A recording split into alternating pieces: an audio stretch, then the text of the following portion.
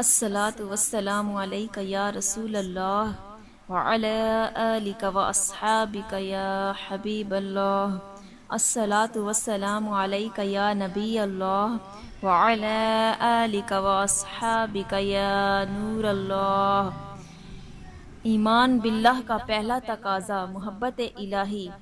قاعدہ ہے کہ جس چیز سے انسان کا کوئی تعلق ہو اس چیز سے ایک گونا قلبی اور روحانی لگاؤ پیدا ہو جاتا ہے۔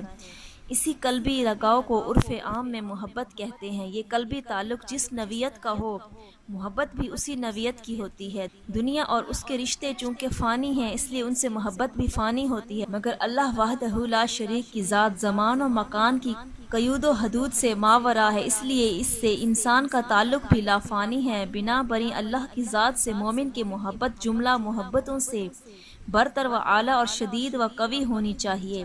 اس سلسلے میں ارشاد خداوندی ہے والذین آمنوا اشد حبا للہ، اور اہل ایمان اللہ سے شدید محبت کرتے ہیں۔ گویا اس آیت میں یہ ارشاد فرمایا گیا ہے کہ خدا تعالیٰ پر ایمان لانے کی علامت یہ ہے کہ اہل ایمان کے دلوں میں خدا کی ذات سے بے پناہ محبت اور قلبی تعلق پیدا ہو جائے۔ غور کیجئے، یہاں یہ بھی کہا جا سکتا تھا کہ جو لوگ اللہ پر ایمان لاتے ہیں وہ اس سے محبت بھی کرتے ہیں، لیکن اس کے برعکس یہاں اہل ایمان کے دلوں میں موجود اللہ تعالیٰ کی شدید محبت کے تاثر انگیز اظہار کے لیے ایک منفرد ترکیب اختیار فرمائی گئی، جس میں خبریہ انداز بھی ہے اور محبت و شفقت کے جذبات بھی۔ اس آیہ کریمہ کا مفہوم یہ ہے کہ اللہ رب العزت یہ ارشاد فرماتا ہے کہ میرے اور میرے بندوں کے درمیان در حقیقت جو رشتہ ہے وہ محبت اور الفت کا رشتہ ہے۔ میرے مومن بندے مجھ سے ٹوٹ کر محبت کرتے ہیں، ان کی یہ محبت اس درجے اور اس کیفیت کی ہوتی ہے کہ ان کے قلوب میں میری محبت اور الفت کے سوا کچھ باقی نہیں رہتا۔ بندہ مومن میرے سوا کسی اور کی محبت اپنے دل میں نہیں سمو سکتا، کیونکہ اس دل میں خدا تعالیٰ کی محبت سما جاتی ہے۔ اس دل سے ہر محبت اور ہر تعلق حرف غلط کی طرح مٹ جاتا ہے۔ بیوی، بچوں، بہن بھائیوں، رشتہ داروں اور دوستوں کی محبتیں اس عظیم محبت کے تابع اور زیر فرمان ہو جاتی ہیں۔ یہ محبت جس محبت کو باقی رکھنا چاہتی ہے وہ باقی رہتی ہے، اور جس کو ختم کرنا چاہتی ہے وہ ختم ہو جاتی ہے۔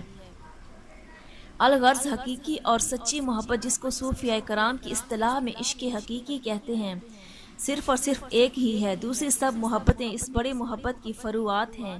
چنانچہ ارشاد نبوی صلی اللہ علیہ وآلہ وسلم ہے من احب للہ و ابغض للہ و عاطى للہ و منع للہ فقد استکمل الایمان۔ جس نے اللہ کے لیے دوسروں سے محبت اور دشمنی رکھی اور اللہ کے لیے کسی کو دیا یا نہ دیا تو اس نے اپنے ایمان کو کامل کر لیا۔ محبت خداوندی در حقیقت وہ مرکز ہے جس کے گرد سب محبتیں دست بستہ کھڑی ہونی چاہیے، تبھی ایمان مکمل ہوگا۔ جب محبت الہی قلب مومن میں اصل الاصول کی حیثیت اختیار کر لیتی ہے تو پھر اس کی ہر چیز اسی دائرے میں سمٹ آتی ہے۔ اسی بنا پر قرآن حکیم میں سرور کائنات صلی اللہ علیہ وآلہ وسلم سے خطاب کرتے ہوئے ارشاد فرمایا گیا وَاذْكُرِ اسْمَ رَبِّكَ وَتَبَتَّلْ إِلَيْهِ تَبْتِيلًا، اپنے پروردگار کے نام کا ذکر کرو اور ہر طرف سے کٹ کر صرف اسی کے ہو رہو۔ جب حضور صلی اللہ علیہ وآلہ وسلم کی رب العزت سے محبت اپنی انتہائی بلندیوں کو چھونے لگی تو فرمایا گیا کہ اب آپ اپنی روداد سب کو سنا دیں۔ چنانچہ ارشاد ہوا قُلْ إِنَّ صَلَاتِي وَنُسُكِي وَمَحْيَايَ وَمَمَاتِي لِلَّهِ رَبِّ الْعَالَمِينَ، یہ بھی کہہ دو کہ میری نماز اور میری عبادت اور میرا جینا اور میرا مرنا سب کچھ خدائے رب العالمین کے لیے ہے۔ یعنی چند اوقات مقررہ پر مخصوص عبادات بجا لانے ہی سے حق کے عبودیت اور حق کے محبت ادا نہیں ہو جاتا، بلکہ حق یہ ہے کہ انسان زندگی اور موت کی تمام قدریں اور ساری متاع اسی ذات جل و علا پر نچھاور کر دے اور کہے میرا جینا اور میرا مرنا سب کچھ خدائے رب العالمین کے لیے ہے۔ یہ محبت و عبودیت کا سب سے اونچا مقام ہے کہ انسان کی نگاہ میں اپنی شخصیت اور اپنی ذات بھی معدوم ہو جائے اور اس کے قلب و جگر میں صرف ایک ہی ذات، ایک شخصیت اور ایک ہی محبوب کی محبت و عقیدت باقی رہ جائے۔ اسی بنا پر عرفاء کا یہ قول ہے کہ العشق نار یحرق ما سوی المحبوب، عشق ایسی آگ ہے جو دل سے محبوب کے سوا سب کچھ جلا دیتی ہے۔ یہ تو محبت کا مفہوم تھا جس سے یہ ظاہر ہوتا ہے کہ بندے اور خالق و مالک کے درمیان جو تعلق ہے وہ محض حاکم و محکوم کا ہی نہیں ہے بلکہ محب و محبوب کا بھی ہے۔ اب یہ جان لیجئے کہ محبت کی بھی کچھ شرائط ہیں۔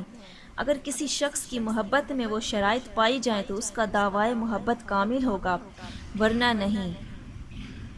انشاءاللہ اگلی نشست میں ہم پہلی شرط کثرت ذکر محبوب صلی اللہ علیہ وآلہ وسلم اس کے بارے میں ذکر کریں گے۔ صلی اللہ علی محمد صلی اللہ علیہ وآلہ وسلم۔